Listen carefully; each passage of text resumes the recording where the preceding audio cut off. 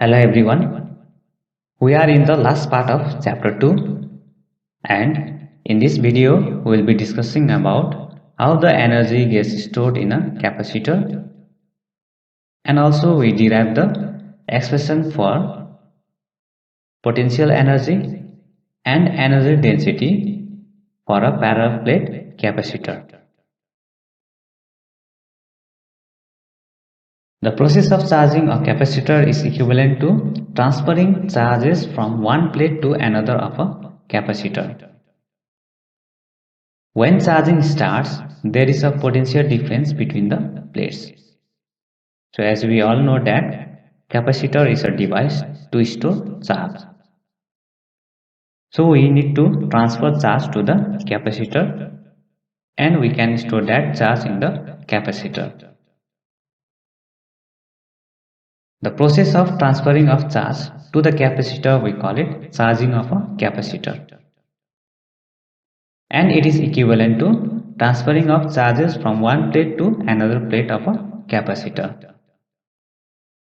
As there are two plates in a capacitor, in one plate the positive charges will be there, and in another plate there will be negative charges. So because of this charge separation, there will be a potential difference between the plates. To transfer the charge against the potential difference, some work is to be done. This work is stored in the form of a electrostatic potential energy in the capacitor. So if already the charge exists there in the plate of the capacitor, so we need extra work to be done in order to store more charge in that plate of the capacitor. And that work is stored in the form of electrostatic potential energy.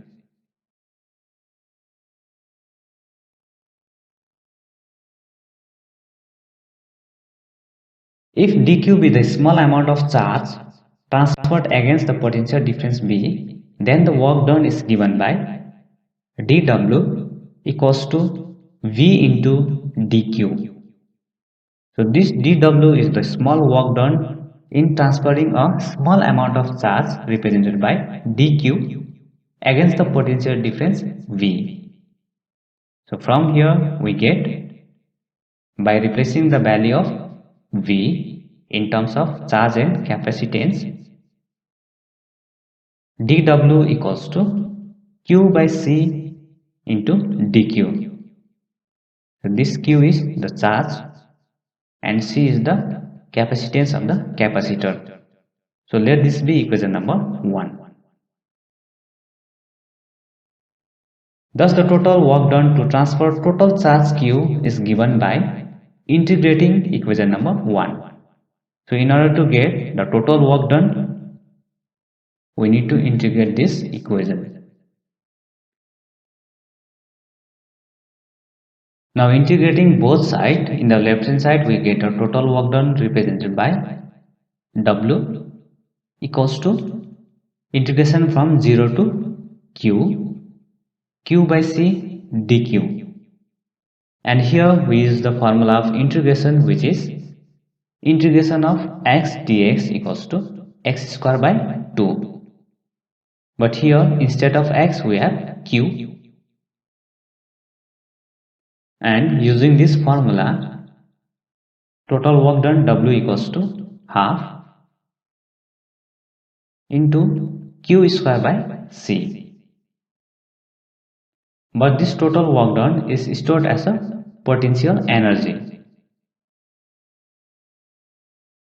So we replace this W by capital U, which represents the potential energy. Thus U equals to half q square by c.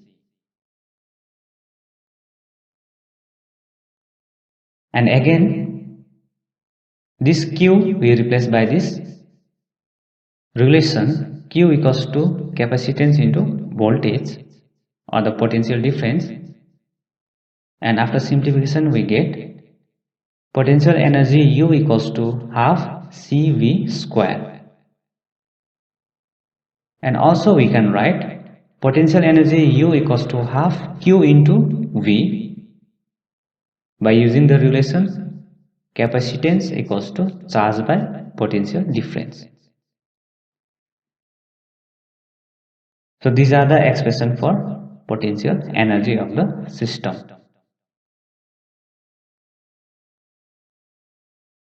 Now let us derive an expression for energy density of a parallel plate capacitor. First, let me define energy density as energy stored per unit volume of space. So that we can write energy density equals to U divided by A into D. So this U is the potential energy stored. Its expression we have already derived just before. And this A represents area of the parallel plate and D is the distance between the plate. And the product of area and distance, it gives the volume. The expression for potential energy of capacitor, as we have already derived before. So that part of derivation I am not doing again. And from that derivation we have got the expression for potential energy U equals to half CV square. So let this be equation number 1.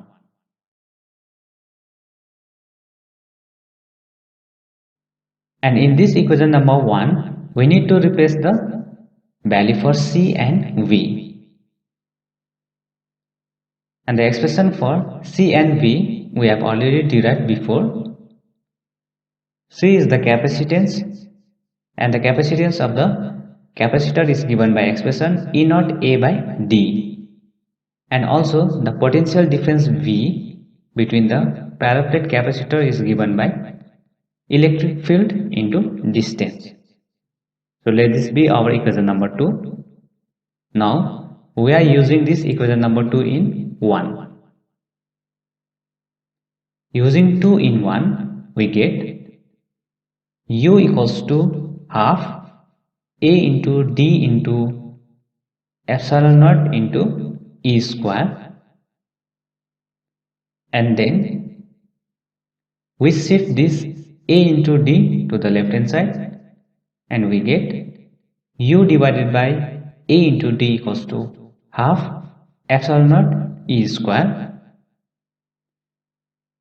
But this U by A into D is our energy density. So we have got the expression for energy density, which is half E naught E square. So in this way we derive the expression for energy density of parallel plate capacitor. Here are 2 questions that you can try by yourself. And with this we end the second chapter.